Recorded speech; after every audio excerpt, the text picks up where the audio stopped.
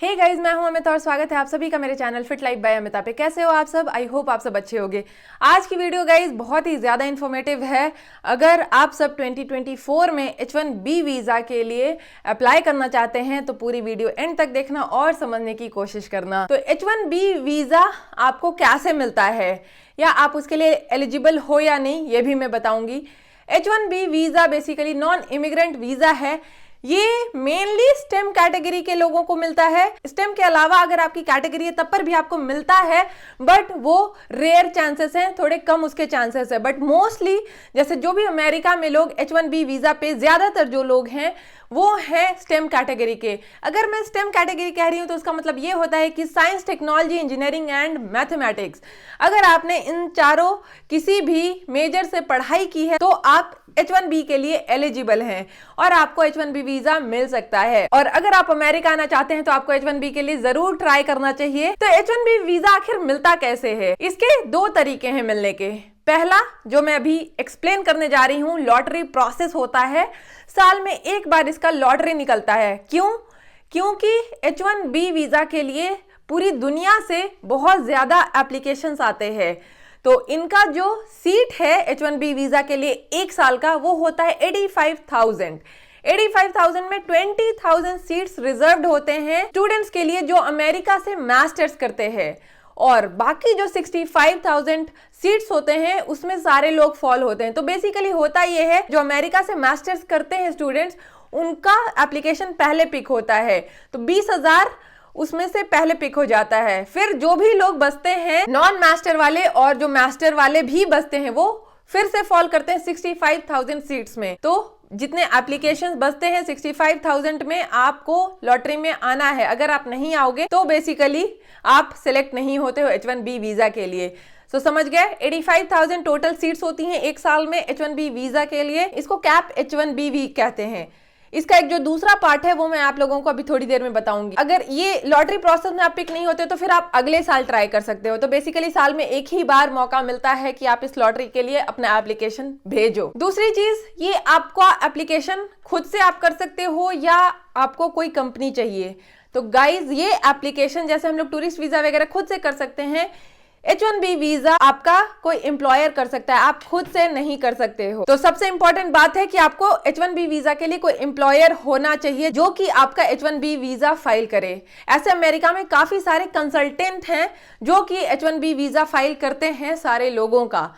अगर आपको इस पे ज्यादा जानकारी चाहिए या मुझसे पर्सनली बात करनी है तो आप सब fitlifebyamita.com पे जाएं, ऑल कोर्सेस में जाएं। मैंने कंसल्टेशन कोर्स लॉन्च किया हुआ है जिसमें आप 30 मिनट्स मुझसे फोन पे बात कर सकते हैं और मैं आपको गाइड कर सकती हूँ कि आपको इस वीजा के लिए कैसे प्रोसेस करना चाहिए, कैसे प्रोसीड करना चाहिए। या आपकी अगर कोई भी इंक्वायरी है किसी भी वीजा से रिलेटेड या अमेरिका आने से रिलेटेड तो आप सब वो कोर्स ले सकते हैं और फिर मैं आपसे व्हाट्सएप पे बात करूंगी, आपका बैकग्राउंड समझूंगी और उसके बाद आपका अमेरिका ट्रैवल प्लान शेयर करूंगी। और हाँ गाइस, इंडिया से बैठे बैठे आप अमेरिका की जॉब्स में कैसे अप्लाई कर सकते हैं ये अगर आप जानना चाहते हैं तो आप सब मेरा बंडल पैकेज ले सकते हैं। ये भी वेबसाइट पे है मेरे, जिसमें आपको मैं जॉब कैसे सर्च करना ये सारी डिटेल्स बताऊंगी और गाइड करूंगी। तो मान लीजिए अगर आपको 2024 में H1B वीजा चाहिए तो आपको अभी क्या करना चाहिए। जो ये लॉटरी का प्रोसेस शुरू होगा ये होगा 1 से 20 मार्च के बीच में ये लॉटरी पिक होता है। यूजुअली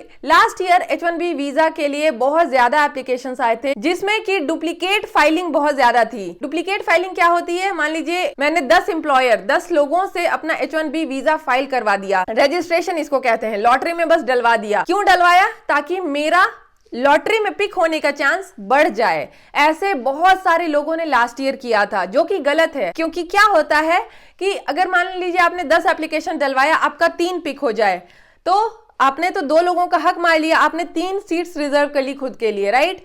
तो ये देखते हुए USCIS ने पिछले बार कई सारे जो डुप्लीकेट फाइलिंग थे उनको रिजेक्ट भी किया, उनका वीजा डिनाई भी किया।